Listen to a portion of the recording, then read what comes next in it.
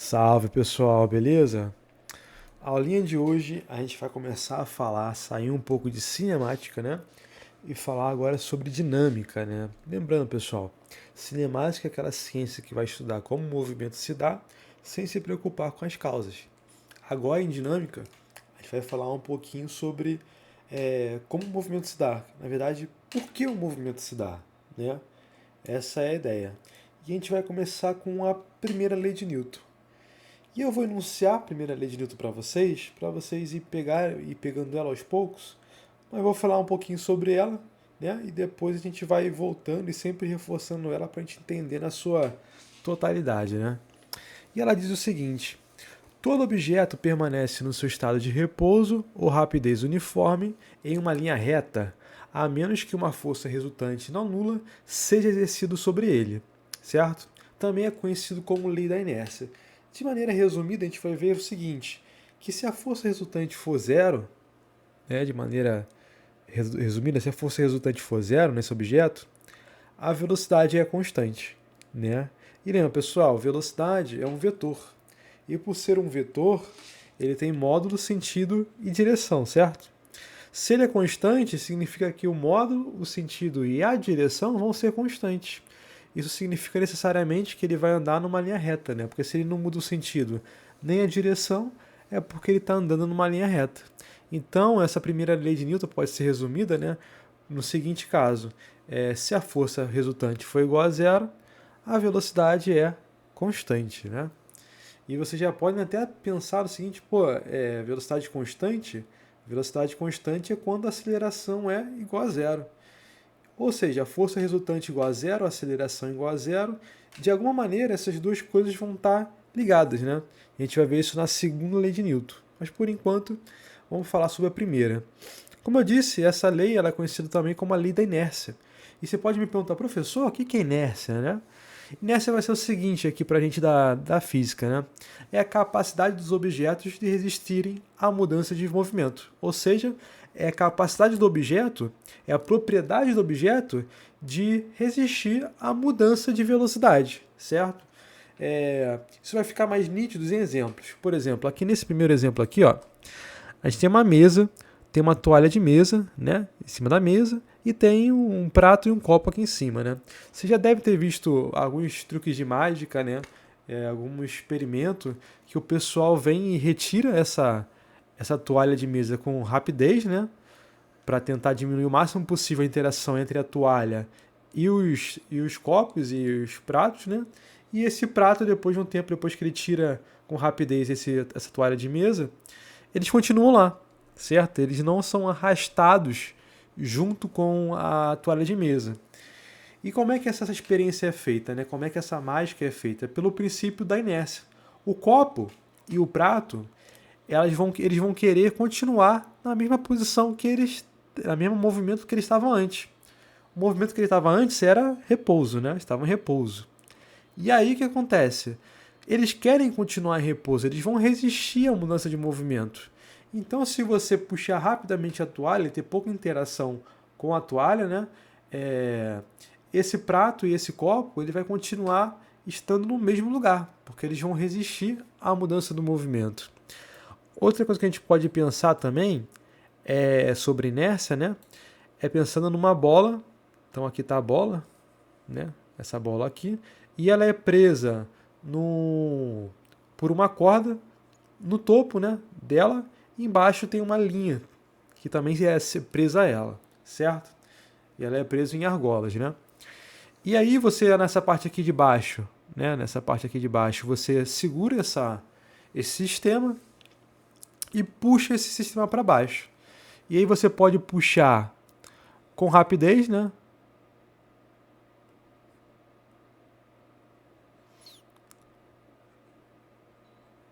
Com rapidez no sentido de ser rápido, de puxar de maneira brusca, ou você pode puxar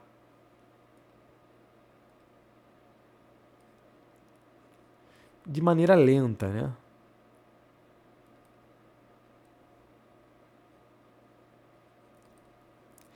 E aí o que vai acontecer, né? Se você puxar esse sistema na parte de baixo com rapidez, né?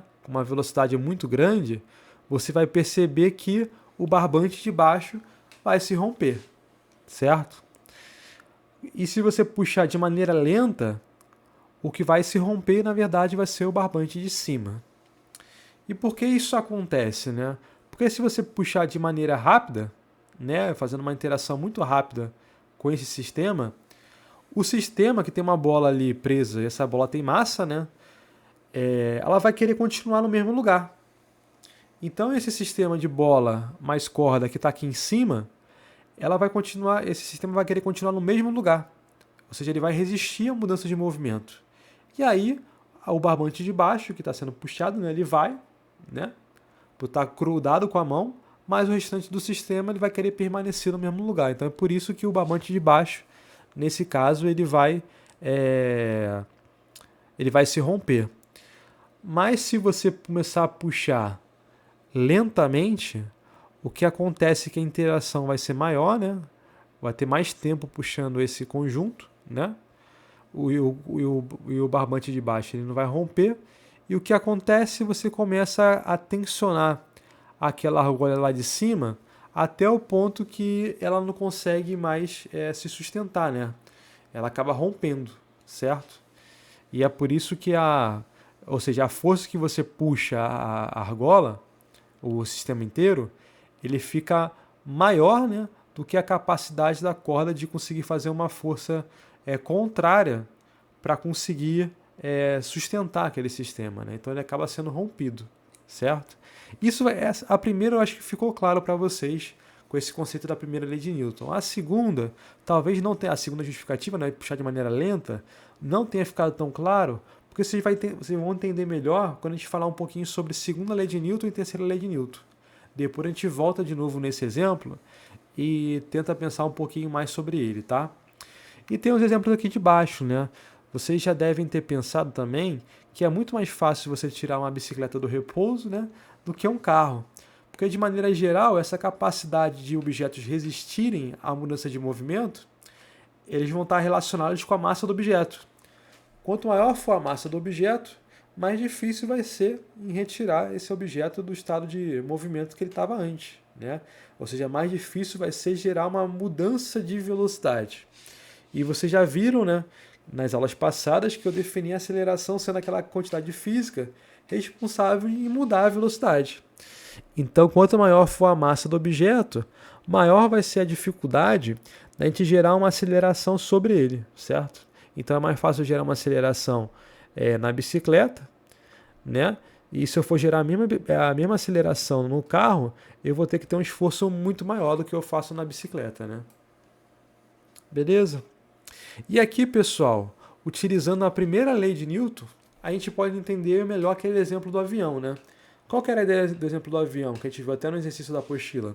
Que você tinha um avião voando com uma certa velocidade, se eu não me engano a velocidade era de 250 metros por segundo, certo?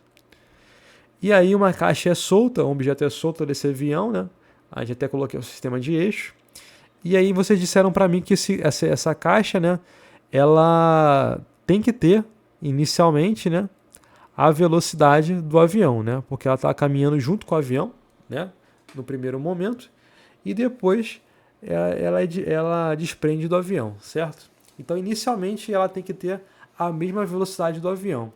Só que vocês disseram para mim também o seguinte, que na direção do eixo Y, a gente tem a aceleração da gravidade, ou seja, esse objeto ele vai ser acelerado em direção ao chão, né, no sentido do eixo Y. Só que, já que a gente está aqui no vácuo, não existe nenhuma aceleração na direção do eixo X, né? E a gente pode pensar no seguinte, já que não existe nenhuma aceleração no eixo X, a gente pode também pensar, como eu falei antes, que aceleração e forças vão estar relacionadas, né, no seguinte, a caixa ela vai cair com mais rapidez e começar a aumentar a componente do vetor velocidade na direção do eixo Y, porque tem uma força, né, puxando esse carinha para baixo, né, que é a força gravitacional. E essa força tem relação com a aceleração da gravidade. Depois a gente vai nomear melhor quem é esse cara aqui, quem que é essa força gravitacional, né, qual que é o melhor nome para ela. nesse caso aqui específico, certo? Existe uma força na direção do chão, certo? Uma força para baixo. Só que, como não existe nenhuma força na direção do eixo X, né? No eixo X, esse objeto não vai mudar o seu movimento, né?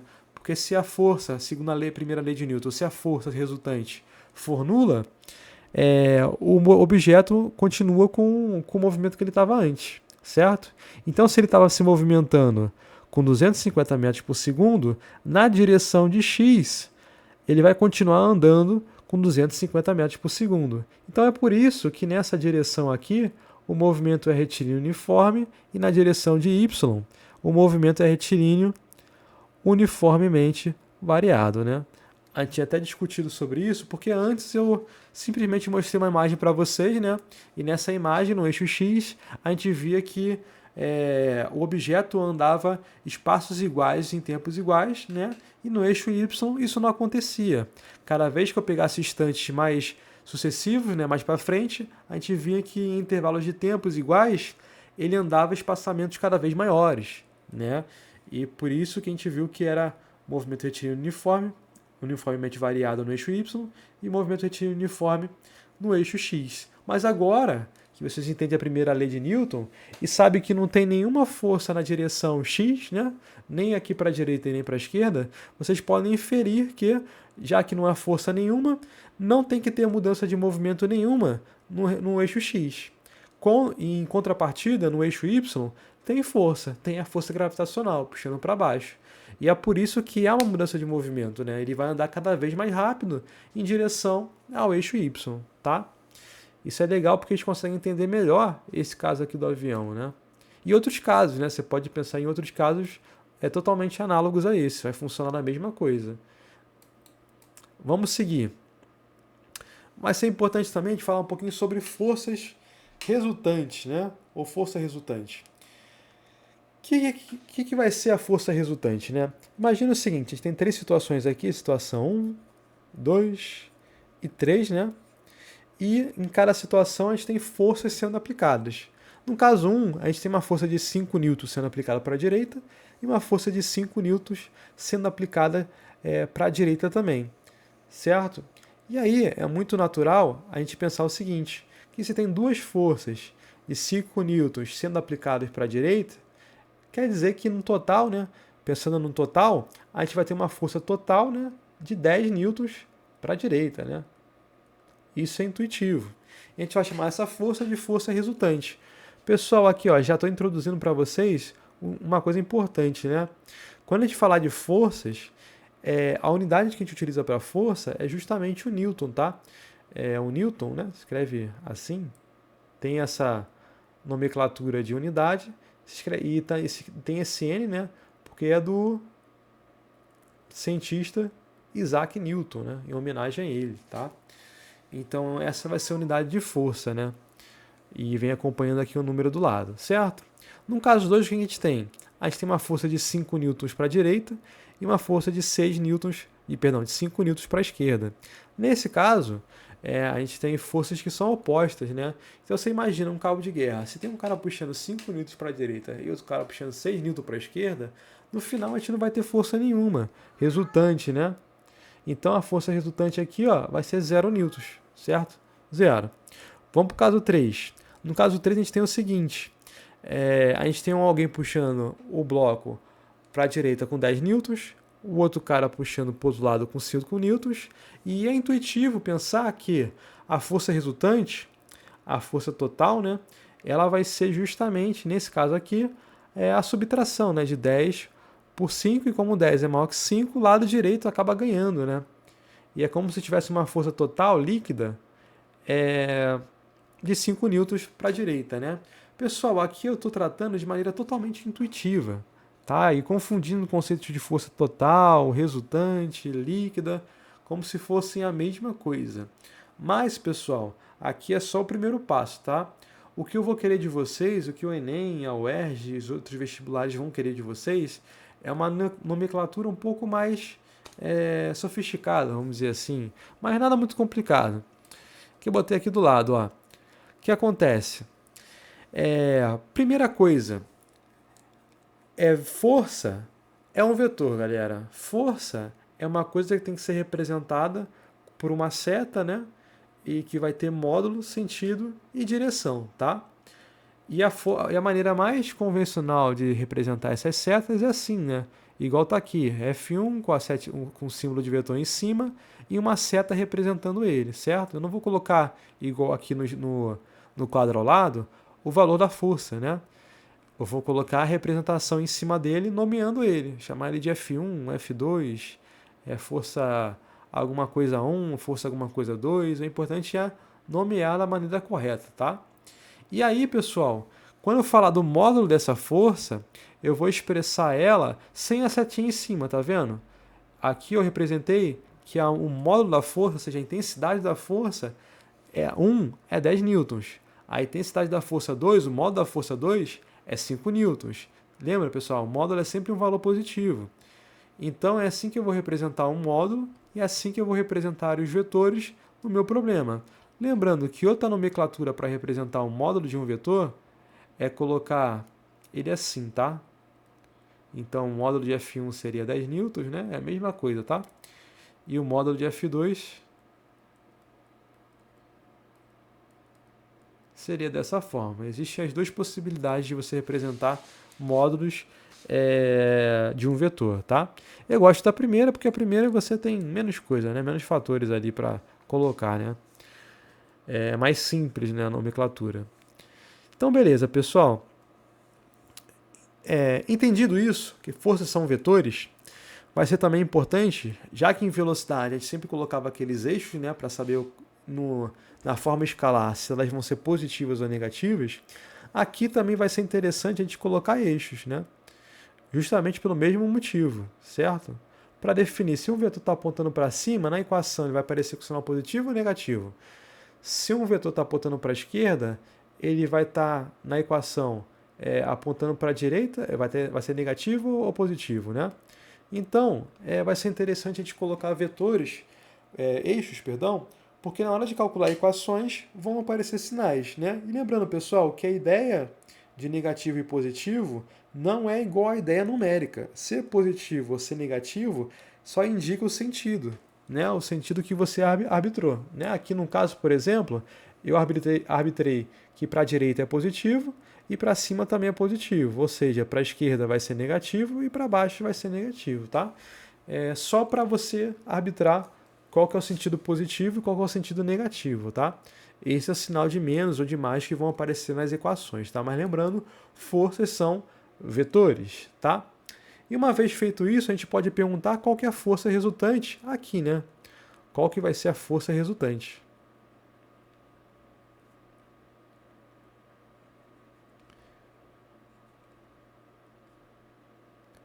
E lembrando, pessoal, do exemplo passado, como é que a gente calculou a força resultante de maneira intuitiva? A gente meio que somou, né, os valores da força. Aqui a gente somou 5 newtons com 5 newtons, né, os dois estão para o mesmo sentido, aí vai ficar uma coisa que é uma soma, né? Aqui a gente subtraiu porque é sentidos opostos, né? E aqui a gente subtraiu também porque é sentidos opostos, mas o lado que foi maior se sobressaiu, certo? Então, no final das contas, a força resultante vai ser o somatório de todas as forças envolvidas. E como é que eu escrevo isso em Mathematics, né? O somatório vai ser esse sinal, né? De todas as forças envolvidas. Isso vai ser a força resultante, tá? Chamada normalmente de FR, na maioria dos livros didáticos. Então, para calcular a força resultante, você soma todas as forças envolvidas. E como nas velocidades a gente sempre tentava trabalhar a partir de eixos, né? A gente vai trabalhar aqui também da mesma forma quando a gente for falar de forças. Porque perceba o seguinte, F2 está totalmente na direção do eixo x, né? Só que F1 ele pode ser decomposto em dois vetores no eixo x e no eixo y, certo? Então eu vou desenhar aqui, ó, um vetor de F1 no eixo x, né? Vou chamar de F1x. E aqui eu vou desenhar um outro vetor. Deixa eu botar outra cor só para não ficar confuso. um vetor F2, Y, né? Não, perdão, F1Y,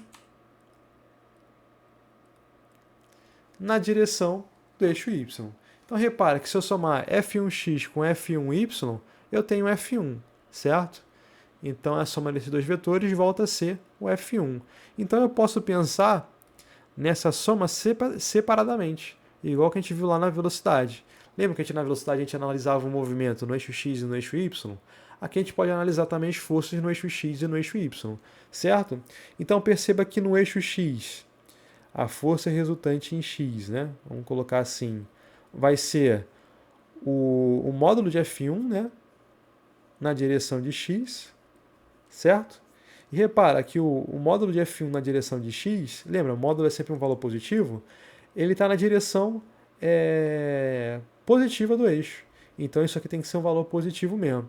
Só que o módulo de F2, que está justamente dentro do eixo x, ele tem que ser um valor negativo, perdão, módulo não. O valor na expressão tem que ser um valor negativo, porque como o módulo de F2 é um valor positivo, ele vale 5 newtons, eu tenho que colocar um sinal de menos aqui na frente para compensar, para na hora de fazer a continha dar tudo certo, tá?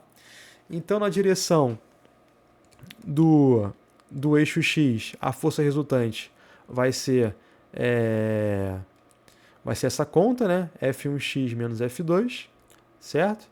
E na direção de y, a força resultante, ela vai ser apenas o F1y, porque não tem mais nenhuma força na direção de y. Então, vai ser F1y. Aí você pode se perguntar, professor, tá, F2 eu sei quem é, F1 eu sei quem é também, mas como é que eu calculo quem que é F1x e quem que é F1y? Lembra, pessoal? Da mesma coisa que a gente viu na aula passada, utilizar senos e cossenos, certo? Repara que o F1y, ele é o cateto oposto desse triângulo, certo? E o F1x é o cateto adjacente. E a gente pode resolver, lembra? Que o cateto adjacente é o cosseno do ângulo, que é igual ao cateto adjacente, dividido a hipotenusa, certo? Então, passando essa hipotenusa para o outro lado multiplicando, a gente tem que o cateto adjacente é a hipotenusa vezes o cosseno do ângulo, certo? E o cateto adjacente é quem? É o F1y, F1x, perdão, que a gente quer descobrir. A hipotenusa é o F1, certo? Então, coloca aqui F1. E o cosseno é o cosseno de 60 graus, certo? Vamos lá. A gente quer descobrir quem é F1y, F1x. F1x vai ser F1, que é 10 newtons, né? Vezes o cosseno de 60 graus. O cosseno de 60 graus, a gente já viu que é meio. Então, no final das contas, F1x vai ser 5, né, newtons, certo?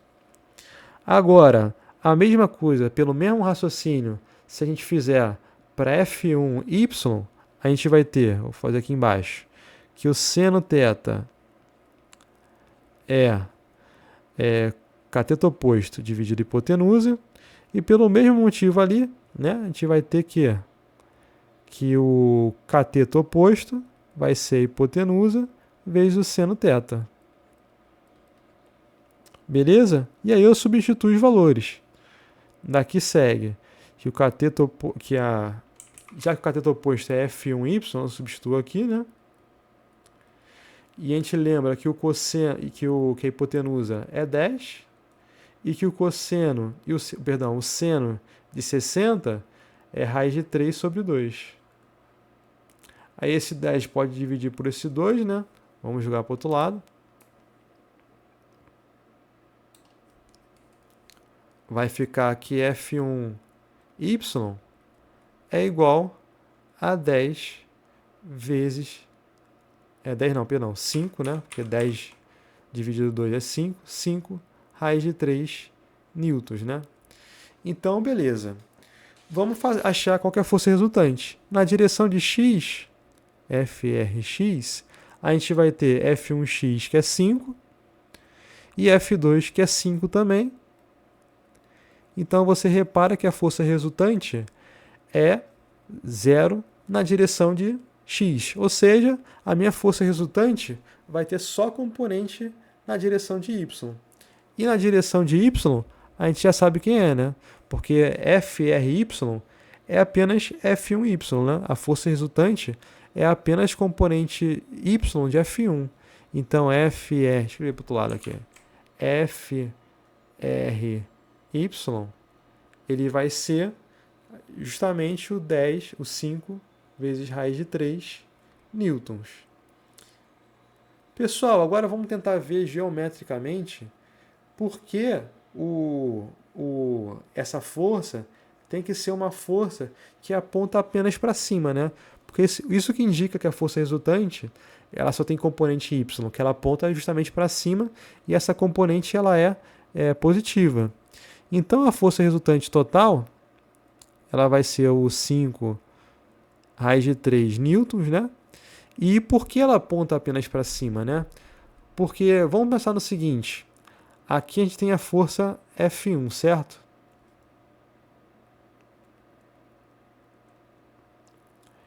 E a força F2 é uma força que é aqui contrária, né, ao sentido do eixo X. Ficou fino, deixa eu engrossar essa linha aqui. Certo? E lembra das primeiras aulas como é que eu ensinei como faz soma de vetores. Soma de vetores, que é justamente o vetor resultante, né? Essa é a ideia. Porque aqui, pessoal, aqui eu estou botando na forma escalar, mas no final das contas, a força resultante nada mais é que a soma dos vetores na maneira que se faz da forma vetorial, né? Então lembra do seguinte, como é que faz a soma de vetores? Você coloca o segundo vetor no final do primeiro vetor, né? E liga um vetor que inicia do primeiro vetor e termina no último vetor. E esse vetor, que é dado pela soma de F1 mais F2, ou seja, F1 mais F2, é justamente a soma de todas as forças, né? É a força resultante. Ou seja, o que vem a ser a força resultante? É como se eu pudesse juntar todas as forças envolvidas numa única força. Numa única força que fosse representante de todas aquelas forças envolvidas, como se fosse uma única força. Então eu posso trocar F1 e F2 por uma força única que aponta para cima e que vale 5 raiz de 3 newtons. Se fosse um valor negativo aqui, por exemplo, aí apontaria para baixo, aí o vetor teria que estar para baixo, mas como é positivo, vai apontar para cima. Professor, sempre vai ser um vetor que aponta ou na vertical ou na horizontal? Não, tá? Isso a gente vai ver com mais detalhes na sala de aula. Mas não é complicado. No final das contas, para a gente achar esse vetor, o tamanho dele, a gente vai ter que utilizar Pitágoras. Aqui não precisou porque a gente deu a sorte de o nosso FR de x, né, a componente x da força resultante, ser zero, tá? A gente deu a sorte, mas nem sempre é, e depois na sala de aula a gente vai ver um pouco com mais calma. Pessoal, condição de equilíbrio. O que vem ser a condição de equilíbrio? Lembra, pessoal, que na primeira lei de Newton eu falava o seguinte, que a velocidade vai ser constante se a força resultante for igual a zero. Se eu somar todas as forças, e repara, pessoal, ela tem que ser zero na totalidade, não é apenas na componente x, e não apenas na componente y, tem que ser em todas as componentes possíveis, certo? E se a força, se eu somar todas as forças, né? Isso que simboliza chamar o somatório das forças, né? Se eu somar todas as forças e essas forças forem igual a zero, a gente sabe, está em condição de equilíbrio e significa que a velocidade vai ser constante, tá, pessoal? E aí o que acontece? A velocidade, ela pode ser constante e ser igual a zero, né? Velocidade constante e igual a zero, né? E aí vai estar no equilíbrio que a gente vai chamar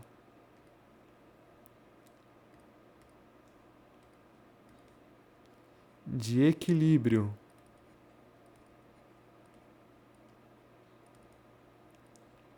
estático. Lembra, pessoal, estático é aquilo que está parado, em repouso, né? E vai ser velocidade constante diferente de zero mais constante quando ela estiver em equilíbrio